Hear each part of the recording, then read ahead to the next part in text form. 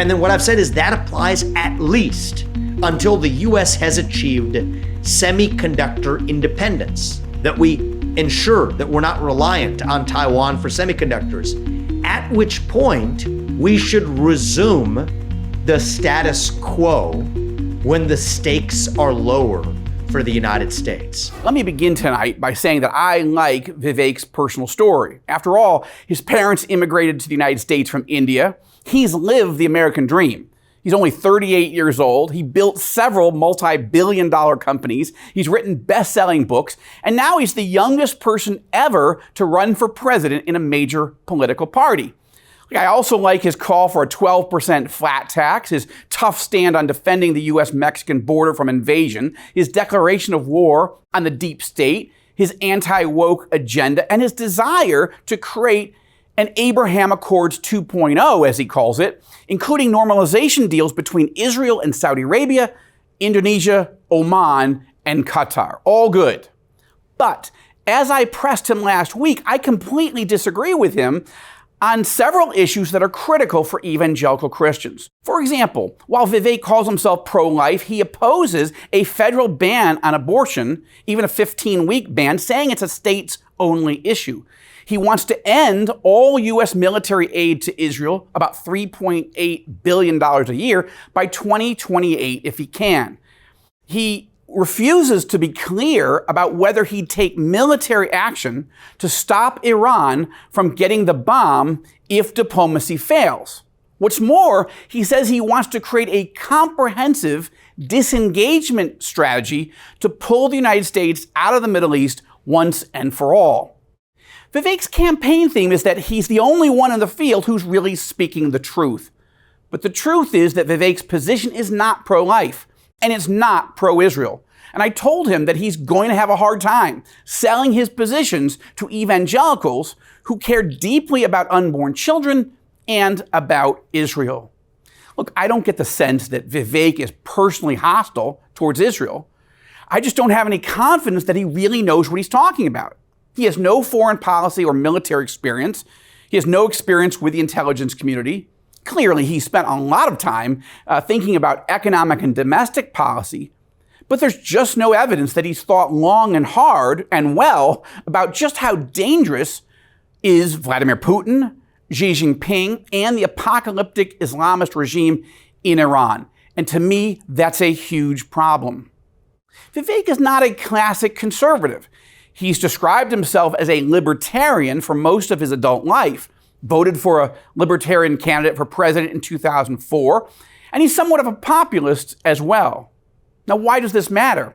Because the more I study him and the more I spoke to him, I've been coming to the realization that Vivek's core instinct is to retreat from the world so that America can focus all of her energies on solving problems at home. Now, solving problems at home is important, but this isolationist instinct is exactly why he's being attacked by the classic conservatives in the race, former U.S. Ambassador to the UN Nikki Haley, and of course, former Vice President Mike Pence. Yeah, well, let me be clear. Anybody that thinks that we can't solve the problems here in the United States and be the leader of the free world has a pretty small view of the greatest nation on earth. That is incorrect. We can do both, Vivek. We've done both. We've been the leader of the free world and the arsenal of democracy for years. The Reagan Doctrine years ago made it clear. We said, if you're willing to fight the communists on your soil, we'll give you the means to fight them there so our troops don't have to fight them. Vivek, if we do the giveaway that you want to give to Putin to give him his land, it's not going to be too long before he rolls across a NATO border. And frankly, our men and women of our armed forces are going to have to go and fight him. I want to let the Ukrainians fight and drive Putin and the Russians back out into Russia. I want to just briefly address Pence, Vice President Pence. I have a newsflash. The USSR does not exist anymore. It fell back in 1990. Did I say the real USSR? threat? You talked about the communists. And the real communists that we have to address right now have any idea what Vladimir Putin's aims are? You already spoke. Now I actually have something to say. Vladimir Putin has been saying he wants to reestablish the old Soviet sphere You've made of your point, influence. Vice President. I'm sorry if I insulted him by calling him a communist. He is a dictator and a murderer, and the United States of America needs to stand against authoritarianism. Mr. Ramaswamy, 30 seconds. Respond. The real threat we face today is communist China. And we are driving Russia further into China's arms. The Russia-China military alliance is the single greatest threat we face. Nobody in either political party is talking about it. And I am the only non-neocon on this stage who will keep us out of war. Mr. Vice President, we can't hear. Mr. Vice President. Is to give Russia everything they've got. Mr. Vice President. Give them a promise that Ukraine will never be in NATO. And then somehow Mr. Vice President. China will not think about taking Taiwan. We achieve peace through strength. Mr. Vice and President. America needs to stand for freedom. Okay, here we go. I think we need to establish some ground rules here, When we folks. hear this bell, Yes. that means your time's done. We're done. So, Mr. Vice President, we appreciate your aggressiveness here. 30 seconds is 30 seconds. Mr. Ramaswamy, you were mentioned. You get 30 seconds. So the reality is that today, Ukraine is not a priority for the United States of America. And I think that the same people who took us into the Iraq War, the same people who took us into the Vietnam War, you cannot start another no-win war. And I do not want to get to the point where we're sending our military resources abroad when we could be better using them here at home to protect our own borders, protect the homeland. All right. That will be my top priority in foreign I think policy. we gave you Protect more than this. the Now, there's another clip you need to see before we go back to my conversation with Vivek. Conservative talk show host Hugh Hewitt is asking Vivek if he would use military force to protect Taiwan, one of our most important allies in the Pacific, from an invasion by communist China. Vivek sort of says yes, but says he'll only be clear about defending Taiwan until 2028. Take a look. So if Xi let's help out the Chinese foreign secretary and the Chinese bureaucracy. General Secretary Xi asks, who is this Vivek guy and what did he just say about Taiwan? And they will summarize and they will provide a training. I have no doubt, by the way, that that's going to happen. They will pay attention to what you say very closely. Oh, they already are. So do they draw a conclusion from that you will indeed sink Chinese ships if they seek to invade Taiwan prior to 2028 and that you will go to war with them? Is that their conclusion? Let me make it really simple. Let me make it really simple for Xi Jinping's translator. Okay. Do not mess with Taiwan before 2028, before the end of my first term. Okay. We are going to go to full lengths to make sure that you do not mess with Taiwan. We're going to move those two Ohio class SSGNs. We're going to surface them and we're going to bring them to the Pacific. We're going to bring them to even the Indian Ocean and elsewhere. Okay. You're not going to like that very much because they're loaded up with 150 plus Tomahawks apiece that have 1,000+ mile range. That could reach the Chinese mainland. So do not mess. But listen to the second part too. That commitment is only as far as 2028, by which point I will have led the United States of America to achieve semiconductor independence. And we will not take the risk of war that risks American lives after that for some nationalistic dispute between China and Taiwan. Vivek Ramaswamy says he'd defend Taiwan from attack by communist China, but he'd only be clear about that commitment until 2028. Why? Well, he's arguing that because Taiwan produces most of the semiconductor and advanced semiconductor microchips that America uses in our computers, smartphones, and other high-tech industries, that he needs to help companies shift their operations from Taiwan to the American homeland, so that America can become, in his words, semiconductor independent. Now, if he can do that by 2028, Vivek says it won't be necessary to be clear about defending Taiwan any longer. I'm sorry, but that's just crazy. If America cuts Taiwan loose, China will invade. Let's be clear, they will invade. And every American ally in the Pacific will realize that they too have just been cut loose. Japan, South Korea, Australia, Singapore, the list goes on and on. None of those countries alone, or even together, could stop China from seizing full control of the Pacific. Only a robust American alliance with a strong American military can do that. Yet Vivek doesn't seem to see how catastrophic his approach would be for American interests in the Pacific. Or that in cutting Taiwan loose, he's going to freak out every other American ally in the world that depends on American strength, and support, including Israel.